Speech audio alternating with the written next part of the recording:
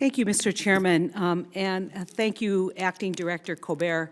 I just wonder, do you ever thank Stephen Cobert for the fact that we all know how to pronounce your name? Although Stephen Cobert is, it's Cobert, not Cobert, and though he's from my hometown, so, you know. And you're not related? We are not related. He's got an L, that's what we're missing, so. So, as you know, I'm ranking on the committee that has jurisdiction over the federal workforce, and we continue to work through some of the challenges, whether it is the web page in which you make application, whether it is supervisor training, so that we get actual, the ability of those people who have moved up, who may be great in terms of what they do, whether it's IT, whether it is being nurses, but they become great supervisors. And I know you've been incredibly responsive on a lot of those issues since you've been in your role as acting. But I remain very concerned about the future of the federal workforce, as you know.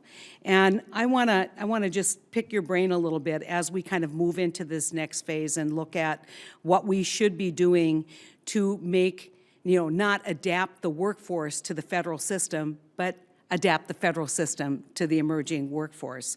And so in the READY roadmap that you provided, which stands for Recruitment, Engagement, Diversity, and Inclusion, you speak about improving the Pathways program, which consists of internship programs, recent graduates programs, and the Presidential Management Fellows program. What improvements are you planning to make to this program, and how will those improvements help attract more millennials to the federal workforce?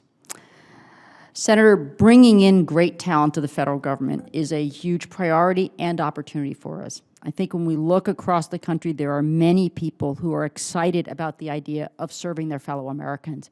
And it's our job to make that easier, to connect that passion with the reality of the experience of working in the federal government. So we're working through those programs. There's a number of flexibilities and programs we've built into Pathways that agencies frankly need to take more advantage of. It's important that we make those jobs available, but agencies can and do, the best ones do, are be much more explicit in reaching out to people and communicating with them about those opportunities. We're expanding the PMF program, for example, to extend the range of offers around a STEM PMF program, a way of bringing people the talent we need. We need a lot of science, technical engineering, and math talent in government, so we focus those programs.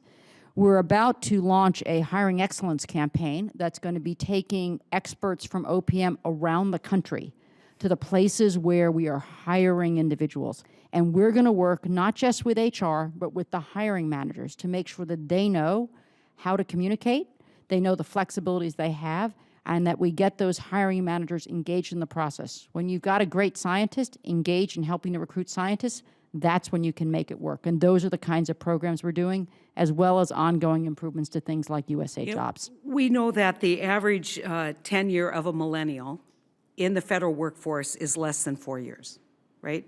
And we know that less than 16% of the federal workforce is, in fact, millennials. There's a whole huge pile of talent out there. And if we are going to recruit that talent, we need to understand why people leave. Explain to me the process that you would recommend for an exit interview so that we would, in fact, better understand why are they leaving for more money? Are they leaving for more flexibility? Are they leaving because they're sick of the bureaucracy, because they have a problem with their supervisor, they can't get done what they need to get done? Why are people leaving after only 4 years in the federal system? The questions you raised to be addressed in an exit interview are precisely the right ones. What is attracting people in? What made them decide to come? And how did we deliver on that expectation that we had? That's the process we can learn. We do, for example, can get some of this information from the Federal Employee Viewpoint Survey, and we are continuing to use it as a tool to mine. It is a very, very valuable resource. So when we look at that, we actually see that the millennials in the population are in fact more engaged in their jobs. So how do we get more of them there? How much of that is unique to the federal government, and how much of that is just how people start their careers? I know I was an anomaly. I spent 29 years at one employer. That was, most people left after 2.5 years. That's the standard time. So what's unique to the federal government? What's different? How do we keep them connected over time to public service? Those are all the kinds of questions we need to focus on. And without getting into USA Jobs, when that's the first introduction to the federal government, we might want to rethink how we introduce the opportunity, right? We are committed to making improvements in USA Jobs. We've got a process underway. We did got extensive feedback and a research last year on what people view as the needs that aren't being fulfilled, and we have a systematic process of working those through.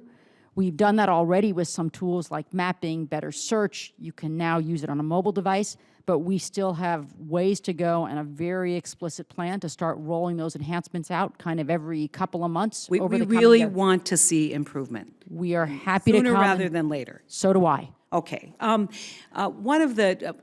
Yesterday we had a hearing on Indian health.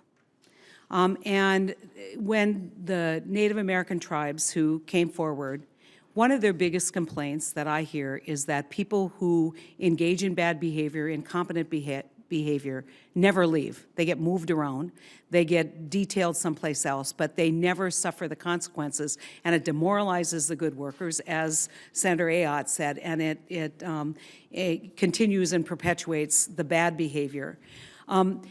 There has to be more accountability in order to kind of tell the people that we serve, which are the taxpayers, that we are being fiscally responsible. What can we do to improve the knowledge that supervisors have regarding the process for removal of bad employees? You know, I used to get it all the time. Nobody in state government ever got fired. I said, really? I fired a lot of people. I mean, if they didn't do the job, we figured out how to do it. We had our rules and regulations on how you could do it. I think this idea that there is no path forward for termination of employees has frustrated and it's perpetuated. How do we do a better job at educating supervisors on going through that process? Senator, I concur that we need to make sure that people understand how to make the process work and that it can work. We're working on training for supervisors. At OPM, we work with agencies who make these decisions to make sure they understand the process, to get them the resources they need to answer specific questions, and we are committed to continue to work with them to make sure they understand both how important this is and how to do it effectively.